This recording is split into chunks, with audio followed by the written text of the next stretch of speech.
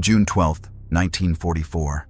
The sky above the English Channel shudders like a sheet of metal being hammered without pause. Inside a cramped steel cockpit, a man sits frozen in place, his back pressed into the seat, both hands gripping the control stick, slick with sweat. The air around him grows hotter by the second, not from fire, but from pressure and the relentless roar behind his spine. Every vibration travels straight through his bones, teeth knocking together beyond his control. A dim red light washes over the instrument panel. The needles fluctuate erratically. A short, dry sound, like metal tearing itself apart, echoes through the fuselage. There is no time to think, no time to understand where this moment fits in any larger picture. There is only one sensation, brutally clear. If whatever is burning behind him keeps running for a few seconds longer, everything ends. The air is thick with the smell of oil and heated smoke. His ears ring as if he has been forced deep underwater. He feels a stronger vibration, off rhythm, followed by a terrifying instant of silence. The kind of pause the human body understands immediately, even before the mind can name it. This is not a moment for heroism. This is the moment when a vast system pushes a single human being to its absolute limit. What pushed that man to the edge was not a random mistake.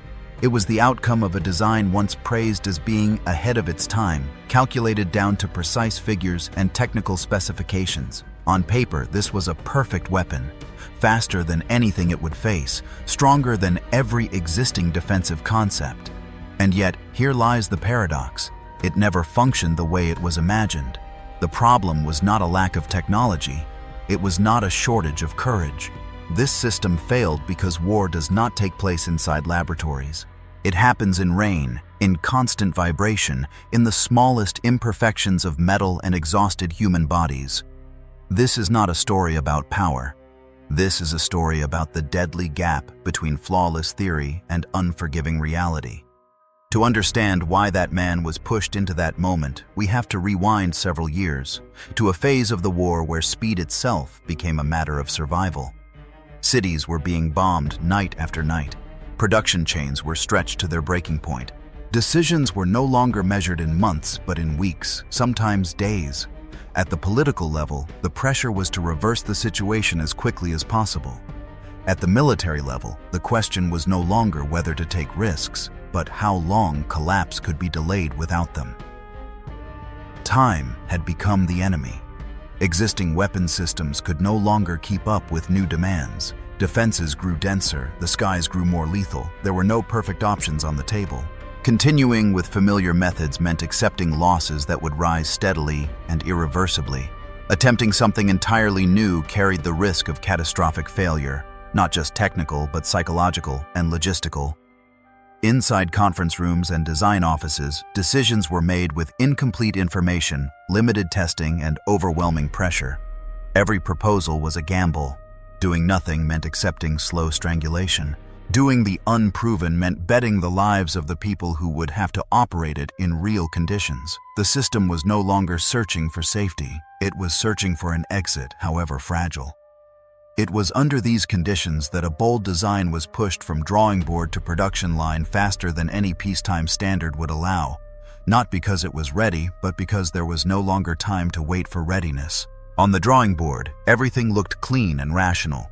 A completely new propulsion system, promising unprecedented speed, was grafted onto an airframe designed for an older world. Theory suggested that once a certain velocity was reached, every previous concept of air defense would become obsolete.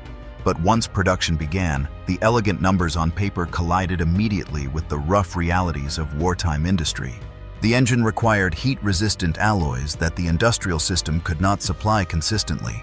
Each internal blade demanded extremely tight tolerances, yet workers were operating under conditions of power shortages, material scarcity, and chronic exhaustion.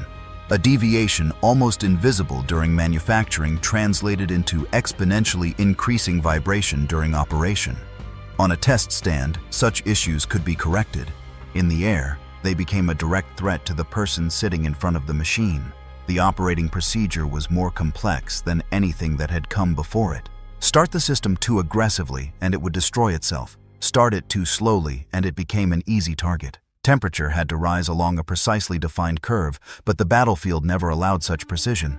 A slight change in weather, altitude, or human reaction was enough to collapse the entire fragile balance. Meanwhile, logistics failed to keep pace with technical ambition. The fuel required special refining. Spare parts were never sufficient. Every malfunction was not just a mechanical issue, but a new dilemma for entire units: repair or abandon, wait or risk everything.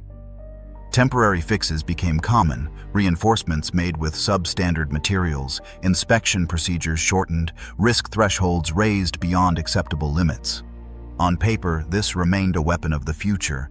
In reality, it was being kept alive by an unbroken chain of compromises. On the design side, the engineers saw the problems clearly.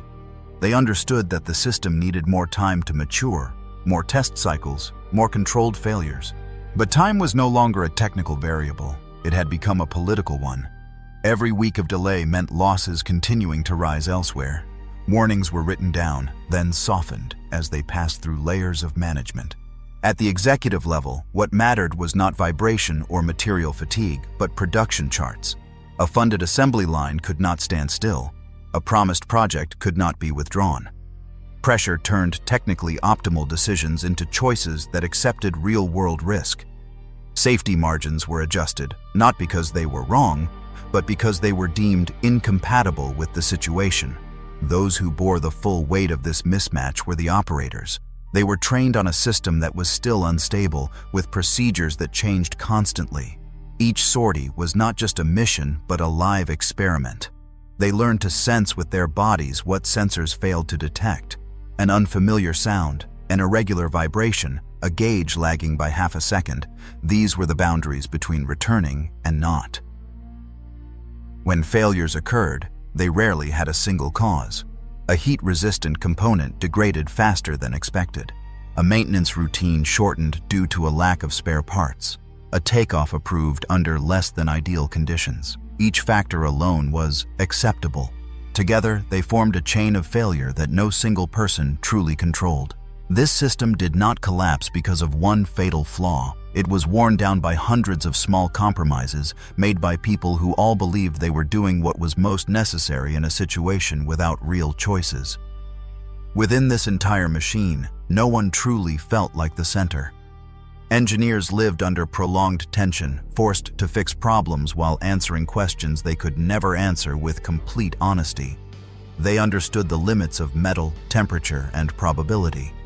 But they also knew that every additional warning placed into a report could brand the project as slow or indecisive. Their exhaustion did not come from physical labor, but from constantly choosing between what was technically correct and what was systemically acceptable. On the production lines, workers operated at a pace that allowed no mistakes and no real rest. The components they assembled would never be seen again. None of them could observe the full picture. They only knew that with each passing day, output demands increased, while materials and time did not. As for the operators, they had no privilege to doubt the system. All they possessed was personal experience and reflexes sharpened by near failures. Stress did not erupt into heroism, but into small survival decisions, postponing a mission, aborting a takeoff, or continuing despite the body signaling that something was wrong. None of them believed they were making history. They were simply trying to survive one more day inside a machine that had never been designed to care about human limits. The cost of this system did not appear in a single moment. It accumulated over time. It was recorded in figures that never appeared side by side in the same report. Flight hours cut short. Missions aborted mid-execution, airframes written off before completing their intended service life. Each individual incident could be explained. Together, they formed a level of loss no original plan had ever accounted for. Accidents did not occur only in combat. They happened during testing, during training, during transport. Systems designed to alter the course of war consumed resources in quieter, less visible ways. Every mechanical failure meant not only the loss of scarce materials, but the loss of time, the one resource that could not be replaced. Repair chains grew longer, placing additional strain on logistics that were already fragile. The human cost was harder to measure. Not all of it was recorded as official losses. Some operators were no longer able to continue. Some mistakes left permanent physical or psychological damage. The system did not collapse overnight, but it began to pay through a gradual erosion of trust in the machine, in procedures, and in the assurances that all risks were under control. In hindsight, this was not a sudden failure. It was the result of a long sequence of decisions made under sustained emergency conditions, where each choice was rational at the moment it was signed, yet together created a debt the system eventually had to repay. When this system was finally deployed at a scale large enough to matter, the outcome did not match what its original designs had promised. It did not transform the war overnight. It did not create absolute superiority. Instead, it existed as a specialized tool, effective only under a narrow set of conditions that war rarely provided. Some missions succeeded, others were aborted before reaching their objective. Later refinements reduced certain risks, but never eliminated the core weaknesses. The system did not disappear, yet it never became the central pillar it was meant to be. It was used cautiously, selectively, always accompanied by unspoken limitations that no manual could fully capture. As the war approached its end, the project concluded not with celebration, but with silence. It left behind a vast body of technical experience and a lingering sense that what had been created never truly belonged to the environment it was built to serve. Decades later, this story no longer belongs only to wartime history. It has become a familiar pattern wherever technology is pushed faster than human systems can absorb. Under extreme time pressure, complex systems tend to be fielded before they are truly ready.